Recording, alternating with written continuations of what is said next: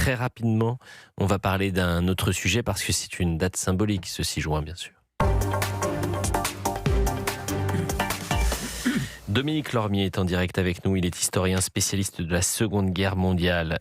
C'est vrai qu'on se disait hors antenne, 6 juin 44, vous demandez à 100 jeunes de moins de 20 ans. Rares sont ceux qui pourraient vous dire ce que c'est le 6 juin 44. Bonjour, monsieur Lormier. Bonjour. Merci d'être en direct avec nous pour Elliott Deval et vous. On a oublié, vous croyez, l'importance de ce D-Day, ce jour J du débarquement allié en Normandie pendant la Seconde Guerre mondiale ?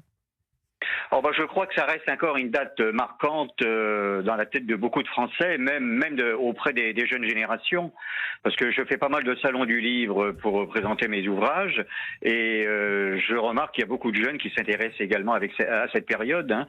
Il y a le concours national de la résistance, et puis il y a pas mal d'activités scolaires mettant en valeur justement l'importance de ce qu'a été le débarquement de Normandie, qui est quand même, je dirais, une période clé dans le déroulement de la Seconde Guerre mondiale, parce que c'est le début, je dirais, vraiment de la fin du Troisième Reich.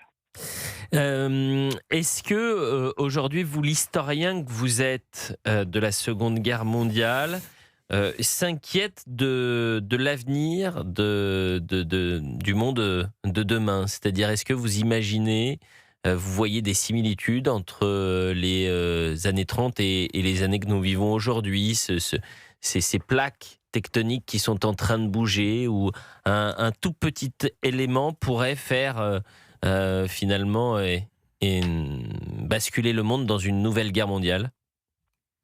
Alors écoutez, en tant qu'historien, moi j'évite surtout l'anachronisme et également le réductionnisme. Et il faut essayer d'avoir une vision globale des événements. Je pense qu'effectivement, il y a certaines similitudes. Et j'espère, cher Dominique, que vous ne parlez pas pour moi.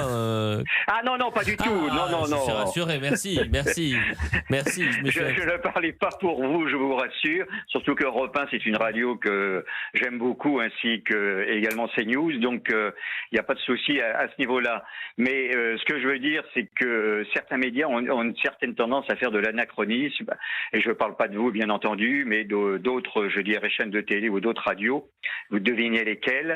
Je ne vais pas rentrer dans les détails, et qui ont tendance toujours à vouloir remettre en avant le retour du fascisme ou des choses comme ça, alors qu'on sait très bien que le fascisme est mort en 1945 et qu'il n'y a jamais eu autant d'antifascistes après 1945. Donc, j'éviterais, les visions réductrices sur cette période. Écoutez, ça a le mérite d'être clair, et malheureusement, maintenant, nombreux sont ceux qui se présentent comme antifascistes, mais utilisent les méthodes des fascistes d'hier. Donc c'est vrai qu'on vit dans une société un peu particulière. Dominique Lormier était avec nous, historien spécialiste de la Seconde Guerre mondiale. On est un tout petit peu pressé par le temps, mais puisque vous aimez et appréciez Europe 1, la prochaine fois vous venez dans le studio, Dominique. Eh bien, écoutez, ça sera avec plaisir, ou par téléphone, étant donné que j'habite Bordeaux, mais ça peut se faire également Bordeaux, aussi en Paris. studio, vous savez, moi je suis pas très écolo responsable. Vous prenez l'avion et vous venez nous voir, un petit aller-retour, ça va faire plaisir à Sandrine Rousseau. 12h57 sur Europe 1. Merci, cher Dominique Lormier.